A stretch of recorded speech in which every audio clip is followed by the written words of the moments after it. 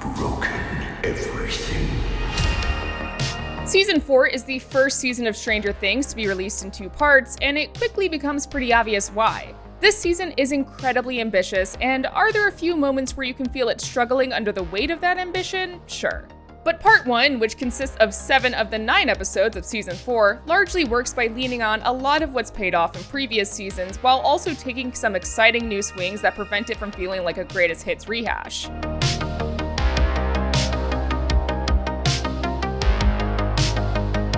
The entire season is constantly bouncing across various storylines. The Byers and the still powerless 11 are in California, poor Hopper's in a Russian prison, and the Hawkins crew is, well, still dealing with upside-down shenanigans in Indiana. In a lot of ways, that tri-pronged structure gives Stranger Things a needed shakeup, and each storyline successfully brings its own intrigue.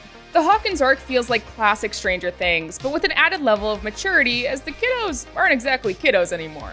The way they unravel the mystery of Hawkins' new threat is consistently satisfying.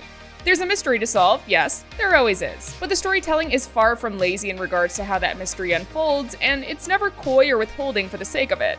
Hopper's storyline sometimes feels like a different show altogether, but that's not a bad thing. It's no doubt the bleakest portion of the season, but it's also beautifully shot and refreshingly action-heavy. Plus, it gives David Harbour some emotional moments to shine as Hopper goes through his most difficult journey yet.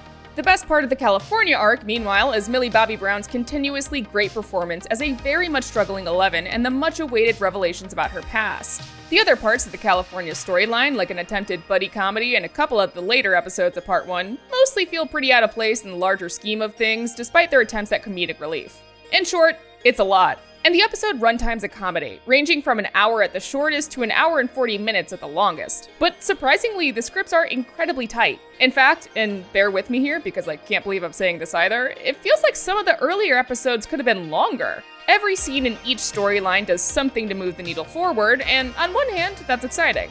On the other hand, none of the more emotional developments are giving much of a chance to breathe. Plus, that branching narrative style of storytelling could lead to some pretty jarring occasions of tonal whiplash. But taken on their own, none of the arcs are weak ones. In particular, the Hawkins portion contains some genuinely scary sequences, especially in episode 4, Dear Billy, which is the best episode of the bunch. Hell, it might be the best episode of Stranger Things yet, thanks in large part to Sadie Sink's fantastic portrayal of a grieving Max. As for our new big bad, Vecna, there's not much we can say without getting into spoiler territory, so let's just say he looks freaking badass. The creature itself is a stunning achievement of practical effects, and the series never takes any shortcuts that would have him obscured in shadows. It's never cheesy or fake looking. Instead, it's terrifying. Having a sentient villain as well adds a welcome extra level of horror. In fact, everything looks quite a bit sleeker this season, in a good way. The effects even managed to step it up a notch from the already impressive Season 3, especially since this season spends much more time in the Upside Down, and there are some gorgeous landscape shots. Those visual spectacles are just one reason why each episode in Season 4, Part 1 feels like its own little movie.